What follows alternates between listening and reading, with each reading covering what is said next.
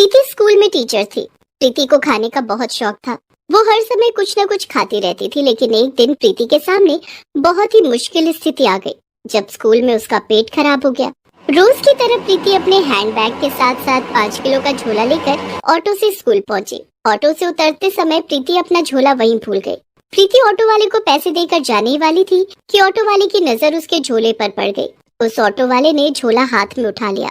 अरे बाप रे, न जाने इस झोले में क्या है, बहुत भारी है। मैडम जी को आवाज लगाता हूँ। ऑटो वाले ने प्रीति को आवाज लगाई। अरे मैडम जी, आपका झोला छूट गया। ऑटो वाले की आवाज सुनकर प्रीति दौड़ी दौड़ी वापस आई और ऑटो वाले के हाथ से झोला लेते हुए बोली, थैंक यू भैया, तुमने मेरा झोला दे दिया, वरना आज तो मुझे भूखा ही रहना पड़ता। मैडम जी, इस झोले में क्या है, बहुत भारी है। भारी? नहीं भैया, मुझे तो ये झोला बिल्कुल भी भारी नहीं लग रहा है।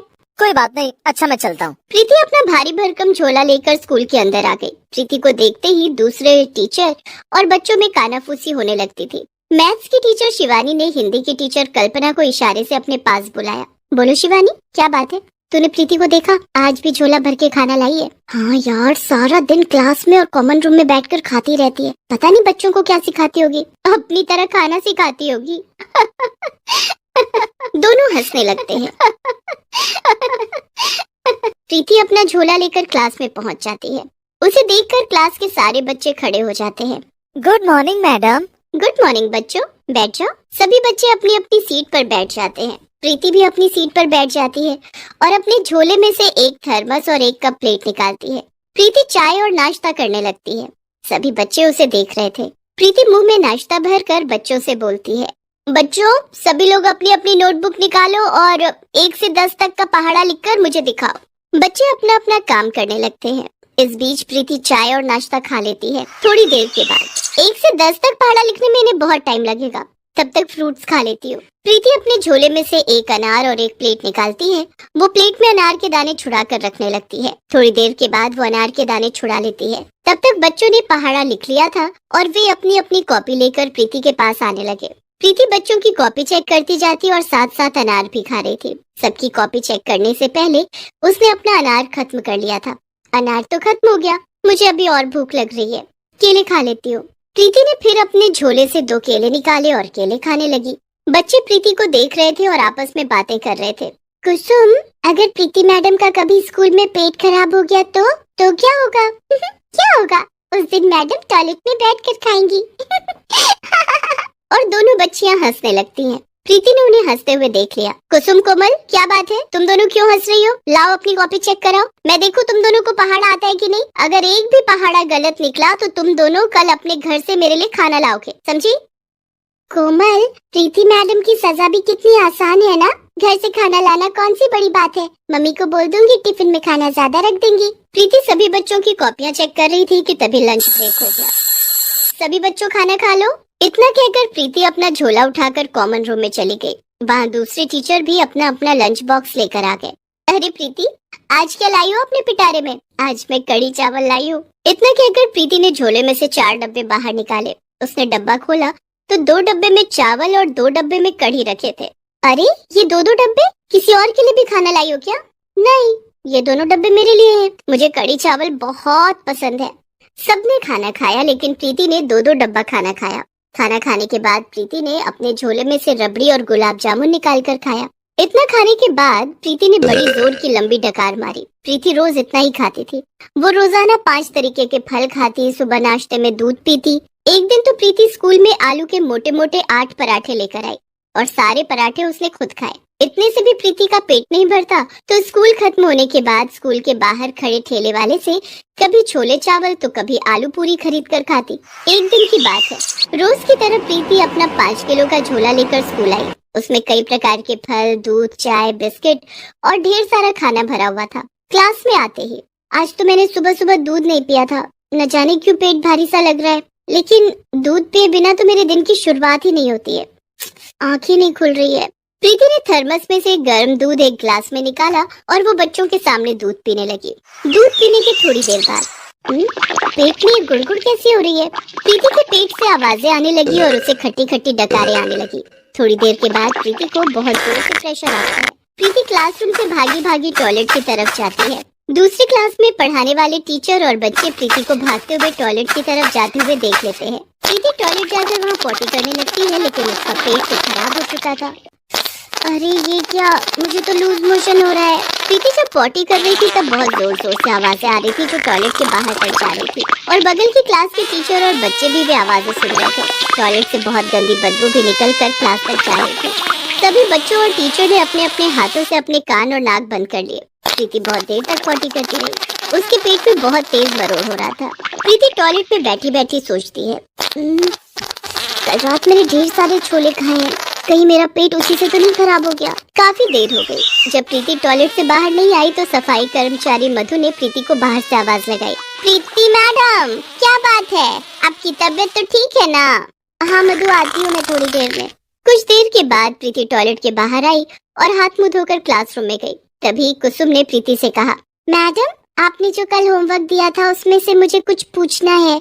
कुछ इंग्लिश के वर्ड की मीनिंग मुझे समझ नहीं आई, आप बता दीजिए। तभी कोमल ने कहा, हाँ मैडम, आपने जो मैथ्स के सवाल दिए थे वो भी हमारी समझ में नहीं आए। बच्चे अपनी अपनी प्रॉब्लम्स प्रीति को बता रहे थे, लेकिन प्रीति को तो कुछ सुनाई ही नहीं पड़ रहा था। उसे सुनाई पड़ रही थी तो सिर्फ उसके पेट से आ रही गुड़ गुड़ की आवाज। प्रीति के पेट में फिर से बहुत तेज मरोड़े उठने लगी और उसे बहुत तेज प्रेशर आ गया। प्रीति टॉयलेट की तरफ भागी, लेकिन प्रेशर इतना तेज था कि प्रीति की पॉटी निकल गई। वो लूज मोशन करते हुए टॉयलेट पहुंची। प्रीति ने पूरा फ्लोर पॉटी से गंदा कर दिया था। पूरे स्कूल में पॉटी की बदबू फैल गई थी। दूसरी कक्षा में पढ़ रहे बच्चे अपनी अपनी क्लास से बाहर आ गए। अरे, यहाँ तो किसी ने पॉटी कर दी। ये पॉटी प्रीति मैडम ने की होगी। हमने उन्हें भागकर टॉयलेट की तरफ जाते हुए देखा था।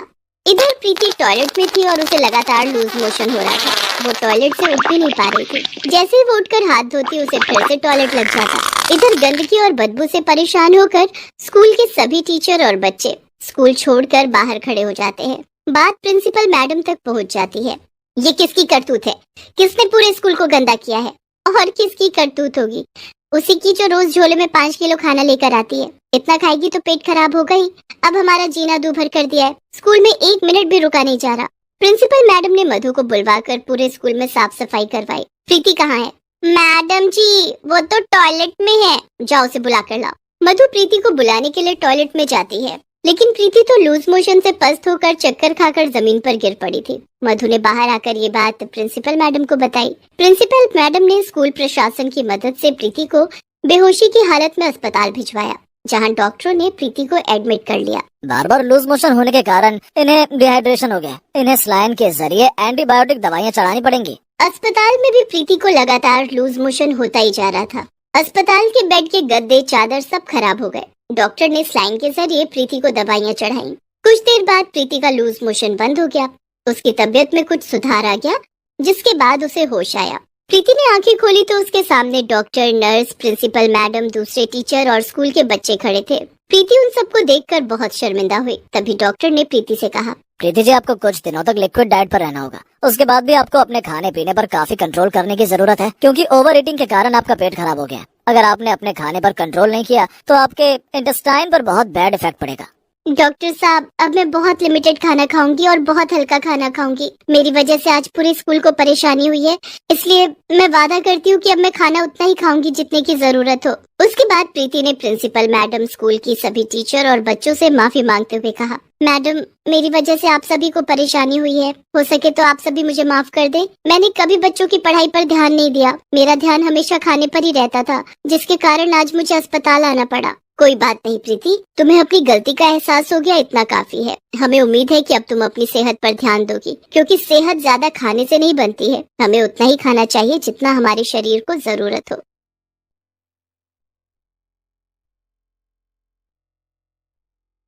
संध्या तैयार होकर अपने कमरे से बाहर आई। संध्या ने जीन्स और ट्यूब टॉप पहन रखा था। अरे संध्या बेटी, कहाँ जा रही हो? माँ, आज मैं रजनी के साथ शॉपिंग पर जा रही हूँ। परसों कॉलेज में हमारी फेयरवेल पार्टी है, उसके लिए ड्रेस खरीदनी है। ये तुमने कैसे कपड़े पहने हैं संध्या? आधा बदन दिख रहा है। जरा ढंग के कपड़े पहन लो, अब तुम्हारी शादी होने वाली है। शादी के बाद तुझे ऐसे कपड़े पहनने को नहीं मिलेंगे। अरे माँ, ये आजकल का फैशन है, मॉडर्न जमाना है। मैं तो शादी के बाद भी ऐसे ही कपड़े पहनूंगी। तुम बस मेरे लिए सास भी मॉडर्न ढूंढना जो मेरी तरह कपड़े पहनती हो। इतना बोलकर संध्या अपनी सहेली रजनी के घर चली गई। दोनों सहेलियां फेयरवेल पार्टी के लिए शॉपिंग करने मॉल गई। संध्या ने काफी मॉडर्न कपड़े खरीदे। शॉपिंग करके दोनों अपने अपने घर आ गए। अच्छा रजनी, मिलते हैं फेयरवेल वाले दिन। ओके संध्या, बाय। संध्या की कॉलेज की पढ़ाई पूरी हो चुकी थी। परसों फेयरवेल पार्टी थी। पार्टी में संध्या ने काफी मॉडर्न कपड़े पहने। कॉलेज की पढ़ाई खत्म होने के बाद संध्या के माता पिता उसकी शादी के लिए लड़के देखने लगे। एक दिन संध्या को देखने के लिए लड़के के माता पिता आए। लड़के की माँ ने काफी मॉडर्न कपड़े पहन रखे थे, जीन्स और क्रॉप टॉप। उन्हें देखते ही संध्या ने अपनी माँ से कहा, माँ, मेरी तरफ से शादी के लिए